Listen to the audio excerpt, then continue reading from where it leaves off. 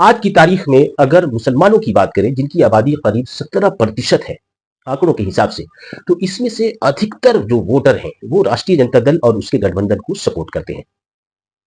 लेकिन यह भी सच है कि मुसलमानों का एक इमर्जिंग सेक्शन ऐसा है जो ऑल इंडिया मजलिस इत्तेहादुल मुस्लिमीन को सपोर्ट करता है। और एक तीसरी बात जो काफी महत्वपूर्ण है वो ये है कि ज्यादा से ज्यादा मुस्लिम वोटर राष्ट्रीय जनता दल या उसके गठबंधन को सपोर्ट करते हैं, उनको वोट तो करते हैं, लेकिन दूसरी तरफ इनमें से ज्यादातर मुसलमान इस बात के भी ख्वाहिशमंद हैं कि राष्ट्रीय जनता दल के गठबंधन और मजलिस इत्तेहादुल मुस्लिमीन के साथ एक साझा अलायंस होना चाहिए। लेकिन अगर राष्ट्रीय जनता दल जैसा कि इसने 2020 के चुनाव में मजलिस इत्तेहादुल मुस्लिमीन यानी कि असदुद्दीन ओवैसी की पार्टी के साथ कोई अलायंस नहीं किया था, अगर इस बार भी अलायंस नहीं करता है तो मुसलमानों का एक बड़ा वर्ग राष्ट्रीय जनता दल के गठबंधन से नाराज होगा। यह एक फैक्ट है। तो ऐसे में आज हक की बात इरशादुल्लाह के साथ में हम आपको बताने की कोशिश करेंगे कि कैसे कैसे ओवैसी फैक्टर राष्ट्रीय जनता दल के लिए कितना महत्वपूर्ण है। 2020 के चुनाव में राष्ट्रीय जनता दल और एआईएमआईएम का गठबंधन नहीं हुआ था, और इस गठबंधन नहीं की होने की वजह से 5 सीटों पर एआईएमआईएम के प्रत्याशी जीत गए थे। कम से कम 2 से 3 सीटों पर वो इस पोजीशन में थे कि उन्होंने राष्ट्रीय जनता दल के गठबंधन यानी हराने में अपनी भूमिका निभाई थी। पिछले 5 से 10 सालों में असदुद्दीन ओवैसी ने जिस तरह से राष्ट्रीय राजनीति में अपनी जगह बनाई है और जो उनकी अपील है मुसलमानों के इशू पे, वो जिस तरह से खुलकर बेबाकी से अपनी बात रखते हैं, सदन को प्रभावित करते हैं, सदन के अंदर या सदन के बाहर जिस मजबूती से असदुद्दीन ओवैसी और उनके पार्टी के कुछ और नेता बात रखते हैं, तो मुसलमानों के एक बड़े हिस्से को काफी हद तक प्रभावित करने में सफल होते हैं। और सच पूछिए तो असदुद्दीन ओवैसी का इस तरह से राष्ट्रव्यापी इमरजेंस राष्ट्रीय जनता दल और कांग्रेस के लिए सबसे पहली चुनौती बन जाता है।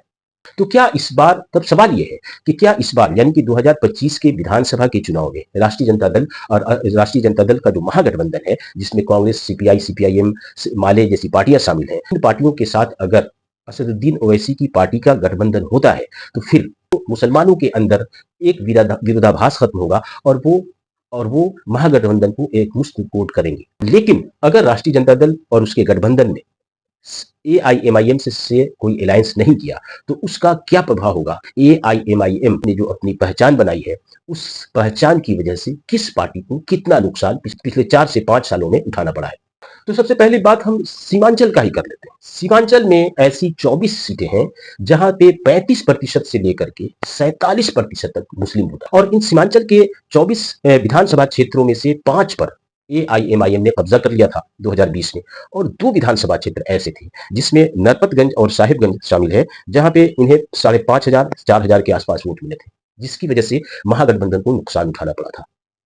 और यही कारण है कि 24 में से 8 सीटों पर भारतीय जनता पार्टी के उम्मीदवार की जीत हुई थी, 5 पर एआईएमआईएम की जीत हुई थी, 5 पर ही कांग्रेस की जीत हुई थी, 4 पर जनता दल यूनाइटेड की जीत हुई थी, और 1 सीट राष्ट्रीय जनता दल ने जीता था।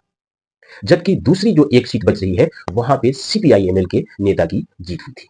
तो इस तरह से जो ये 24 सीटों में से लगभग 12 सीटें यानी कि आधी सीटों पर एनडीए ने कब्जा कर लिया था। अब आइए फिर हम बात पूरे बिहार की करते हैं।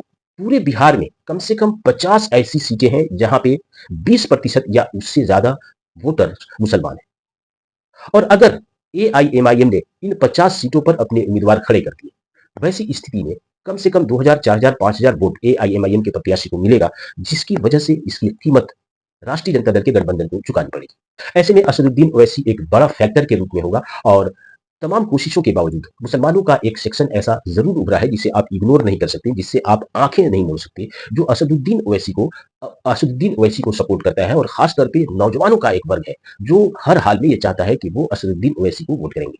अब आइए हम कुछ उपचुनाव की बात करते हैं। उपचुनाव दरअसल एक लिटमस टेस्ट होता है वोटरों के मूड को समझने के लिए, और उपचुनाव 2020 के बाद कम से कम 2 उपचुनाव हुए हैं। जो एक उपचुनाव हुआ था 2022 में, और दूसरा उपचुनाव हुआ था 2024 के आखिर में। 2022 के उपचुनाव में एक महत्वपूर्ण सीट गोपालगंज की सीट है। अगर आप गोपालगंज की सीट को पूरी गहराई से देखें, उसकी विवेचना करें, तो आप पाएंगे कि गोपालगंज से मोहन गुप्ता जो राष्ट्रीय जनता दल के प्रत्याशी थे, उन्होंने भारतीय जनता पार्टी से महज 1700 वोटों से हार का सामना किया था। और आश्चर्यजनक रूप से वहां पे एआईएमआईएम के प्रत्याशी खड़ा था जिसे 12,000 वोट मिले थे। अब आप कल्पना कर सकते हैं कि अगर एआईएमआईएम अलायंस में होता या उसने अपने प्रत्याशी को गोपालगंज से खड़ा न किया होता, तो फिर राष्ट्रीय जनता दल के प्रत्याशी को जीतने से कोई रोक नहीं सकता था।